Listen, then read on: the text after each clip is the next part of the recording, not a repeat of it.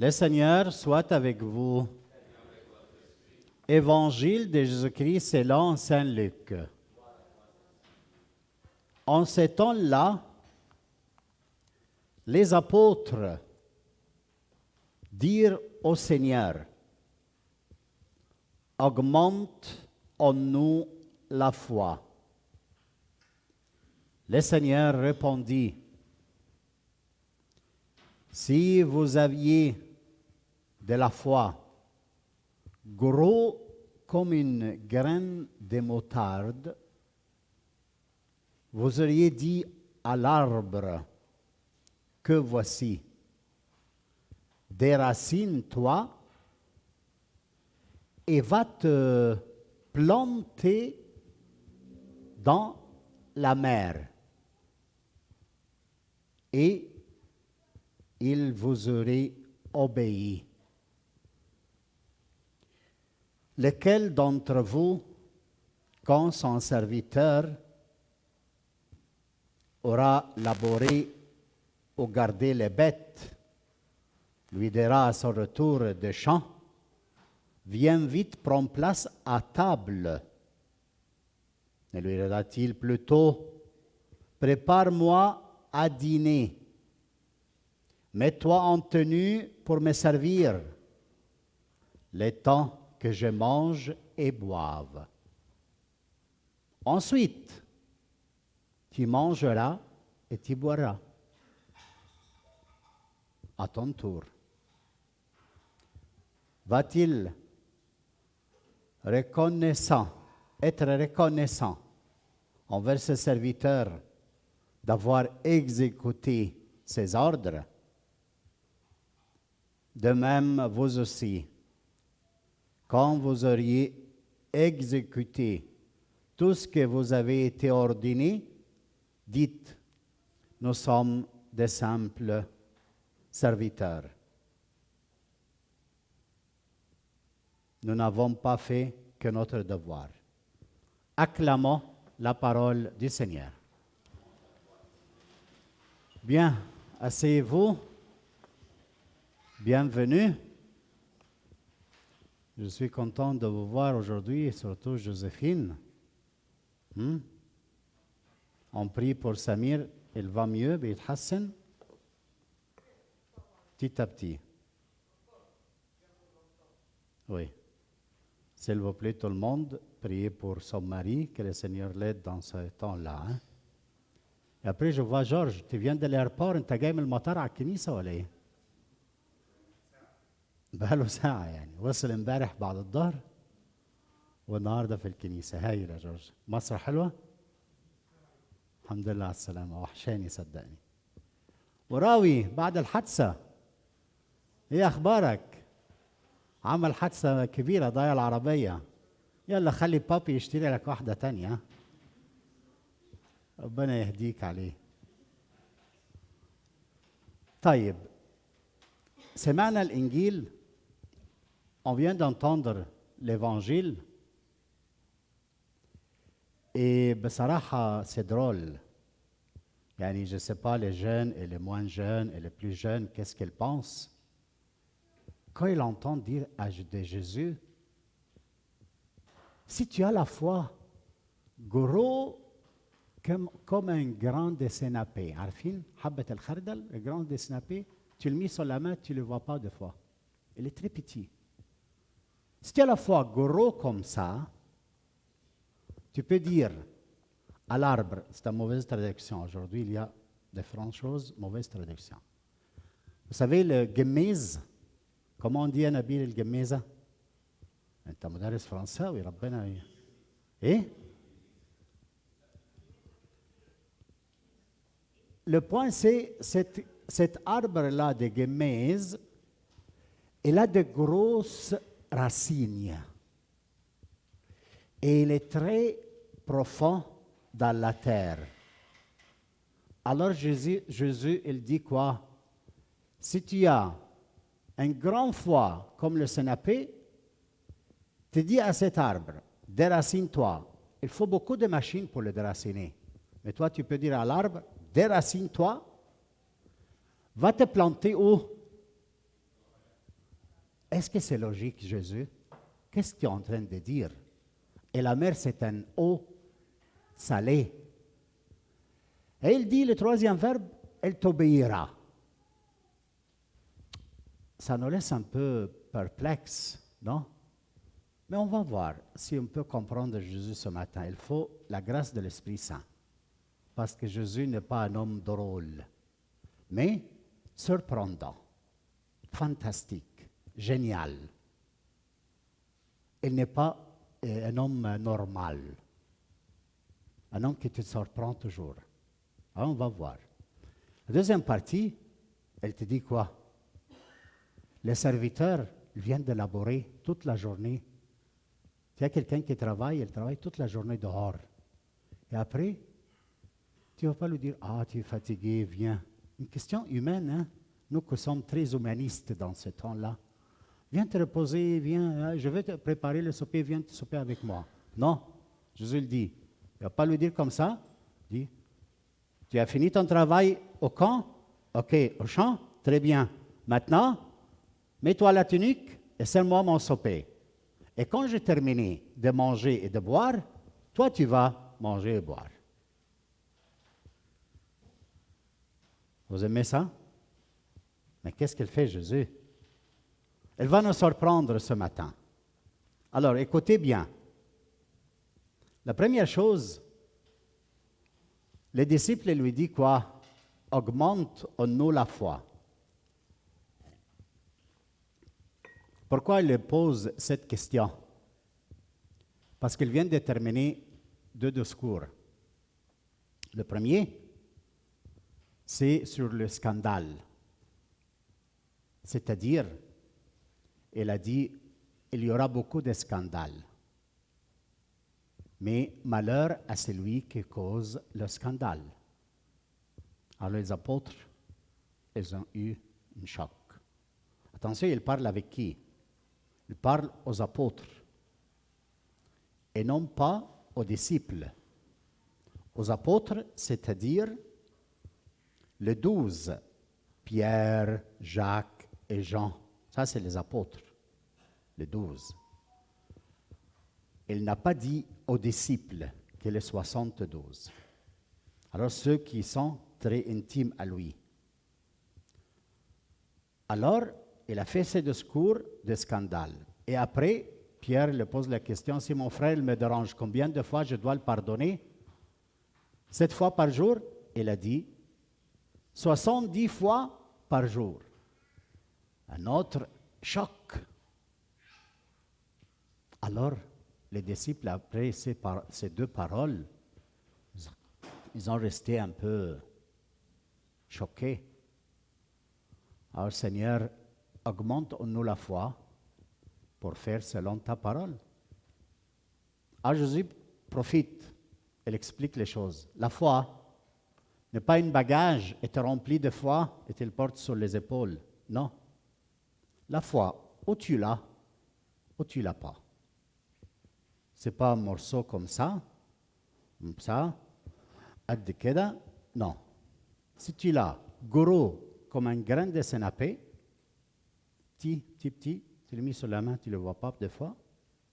Si tu as cette quantité de foi, cette qualité de foi, si tu l'as, tu peux dire à la gemesa, déracine-toi. La gemesa, c'est qui?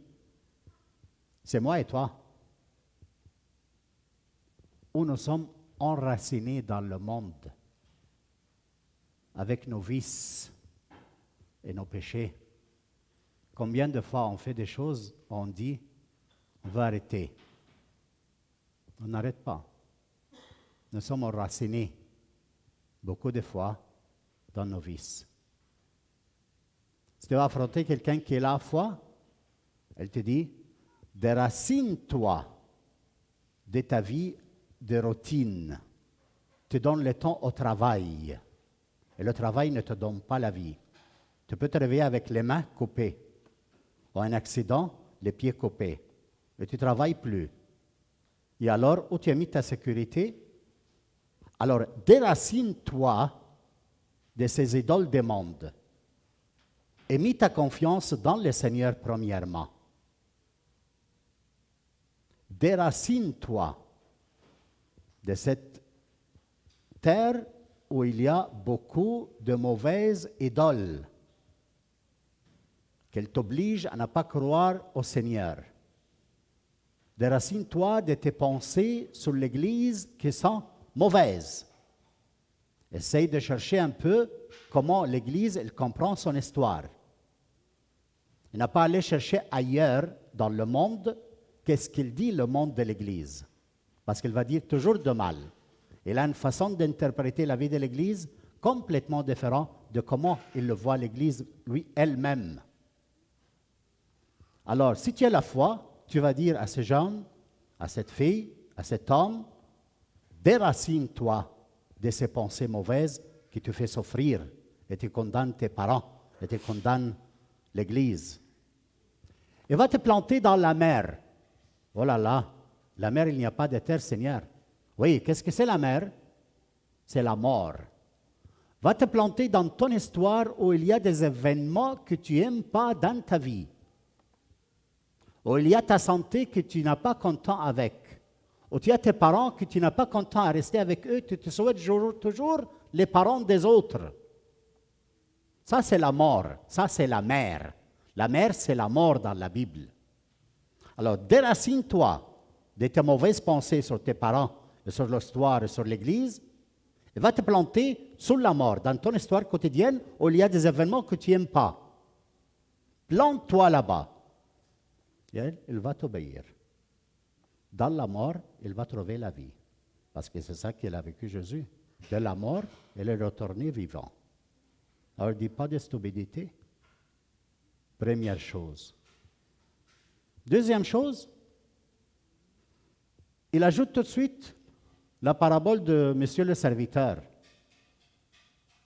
Elle dit quoi? Lequel d'entre vous, les apôtres, quand son serviteur aura laboré et tout le reste? Qui est ce serviteur qui travaille tout le temps? Et à la fin, il dit, quand tu travailles et tu as fini ton travail, tu dis, nous sommes des serviteurs, des simples serviteurs. Mauvaise traduction. Des fois, ils disent, serviteur quelconque. Mauvaise traduction. Des fois, ils disent, serviteur inutile. Mauvaise traduction. Et quelle est la bonne? La bonne, c'est serviteur sans être payé. N'importe quel serviteur, il travaille, tu le payes, non? Alors, serviteur sans payer. Qui est le serviteur? Dans la Bible, dans le Nouveau Testament, qui est le serviteur? Seigneur, voilà le serviteur d'Yahvé. Khadim Yahwa, el-abd al-muta'allim. Khadim ou abd, c'est la même parole, serviteur. C'est lui qui est le serviteur qui travaille toute la journée, dehors, et après il retourne à la maison, il continue à se servir. Et après, lui, il va manger. Et après, tu dis, nous sommes des serviteurs inutiles. On a fait ce que le Seigneur nous a demandé. Et c'est Jésus-Christ le serviteur. Il n'a rien fait de soi-même. Il a fait tout ce que le Père lui a demandé. Et c'est pour ça qu'il te dit ce matin, toi aussi, quand tu fais tout ce que le Père t'a demandé, n'attends pas de récompense. Sois un serviteur sans paye comme moi. N'attends pas merci. N'attends pas d'applaudissements. Et que tu fais une statue, on l'a mis dans le temple ici. N'attends pas d'être récompensé. Dis que tu es un serviteur sans le mérite d'être payé. Seulement tu as fait ce que le Seigneur t'a demandé. Mais, Abouna, c'est trop là. Je ne suis pas capable. Mais c'est sûr, si tu me dis que tu es capable, je te dis que tu es un menteur. Tu ne peux pas être capable de travailler sans avoir le besoin d'être remercié. Tous, on a besoin d'être remerciés. Mais alors, quand est-ce que mon Père, on peut servir Être serviteur comme Jésus-Christ, sans être payé, sans remerciement. Quand est-ce? Quand tu as l'esprit même de Jésus. Alors, quel est le problème ce matin? Tu vis avec ton esprit à toi, ce que tu as appris dans ta vie de tes parents et de la société, qu'on a besoin d'être toujours applaudi, remercié, je ne sais pas quoi, estimé. Tu vis avec ça ou tu vis de l'esprit de Jésus-Christ? Lui qui sert sans attendre rien. Lui qui te sert toute la journée. Aujourd'hui, c'est la fête des anges gardiens. Il a envoyé pour chacun de nous ses anges pour le protéger. Si tu l'écoutes, si tu obéis à tes anges, ça peut être que tes parents sont des anges pour toi et tu le vois comme démons. Alors attention, être serviteur et servir à la maison, ton mari, ta femme, tes enfants, les paroissiens, l'activité, n'est pas parce que tu es capable et tu as toute la compréhension et tu peux le faire. Non, tu peux être n'est pas capable, tu peux être n'est pas très brillant, mais l'unique chose, tu as besoin de l'Esprit du Seigneur pour servir et transmettre la foi aux jeunes. Tu as besoin d'une seule chose. Qu'est-ce que c'est la foi? Parce que ce serviteur, il fait le service parce qu'il a la foi en son Père. Il a la confiance en Papa. C'est ça qui lui donne à servir. Tu ne peux pas servir sans l'intimité avec Papa, sans la relation avec ton Père. Et tu es une vraie fille de Dieu. Comment tu peux servir? Sur tes forces. Alors tu vas servir pour 2 jours, 3 jours, 4 jours, tu es le bienvenu. Mais après, quand le service est lourd, tu vas me dire quoi? Ça suffit pour moi. On va arrêter ici. Je suis fatigué. Mais c'est sûr, tu es fatigué. Abandonne alors. Quand est-ce que tu peux servir sans être fatigué? Ou tu peux être fatigué, mais tu vas continuer. Quand tu as l'esprit de Christ en toi. Pas ton esprit à toi. On n'est pas comme des vases. On prend un peu de parole de Dieu et quand c'est fini, non. On est toujours des vases fragiles. On a besoin d'être nourris toujours de la parole et des sacrements et de la vie communautaire pour pouvoir continuer à servir sans arrêt. Sans arrêt. On ne regarde pas la société comment il fait, on ne regarde pas les hommes comment il fait autour de nous, mais on regarde où nous sommes et à quoi nous sommes appelés. À être de vrais serviteurs comme Jésus-Christ. Et pas moins et pas plus. Mais ça ne dépend pas de notre force. Ça dépend de quoi? Que tu acceptes aujourd'hui cette parole. Tu acceptes en toi que ça, c'est la vérité. Ce que je suis en train de te dire, c'est qu'il dit le Seigneur Jésus. Et c'est la vérité pour ta vie. Pour servir ton mari et tes enfants à la maison, tu ne peux pas t'appuyer seulement sur tes forces. Parce que c'est tannant. Et si tu n'as pas compris ça jusqu'à maintenant, tu vas le comprendre. Et c'est comme il est tannant, et tu ne peux pas avec l'esprit que tu as besoin de l'esprit de serviteur de Christ. Et comment il a eu, lui? L'intimité avec Papa. Donc, la foi n'est pas de traité intellectuel. La foi ici, selon cette parole, c'est la confiance en Papa. La relation et l'intimité avec lui. Alors, tu veux aider ta fille? Tu veux aider ton fils? Ne lui dis pas trop. Sois brave, tu es capable, tu es fort.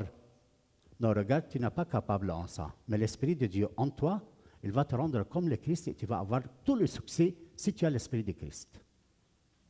C'est comme ça qu'on dit à nos enfants. La question, ce n'est pas développer les capacités humaines de nos enfants.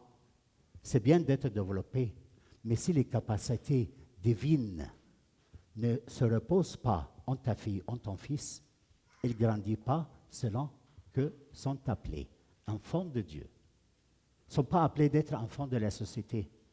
Toi, jeune fille, toi, jeune homme, tu n'as pas appelé d'être comme les autres dans le travail. Non, non. Tu es appelé à être fils de Dieu. Et fils de Dieu, c'est-à-dire avoir l'esprit de Christ.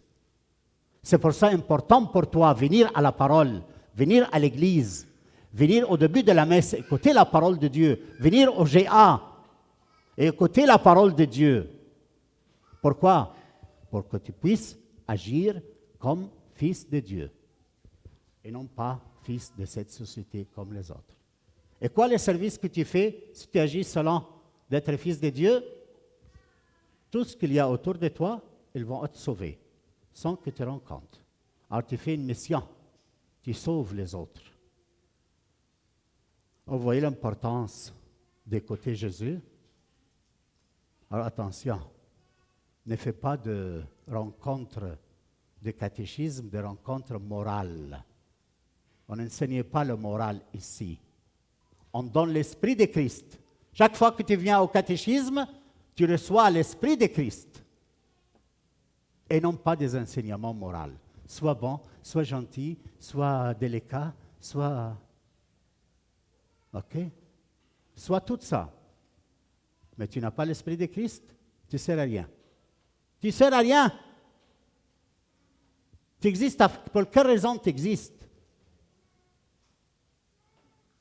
Alors, courage, j'arrête ici. يمكن طولت شوية. بس vous êtes d'accord avec moi? Nabil? Tu es d'accord? Alhamdulillah.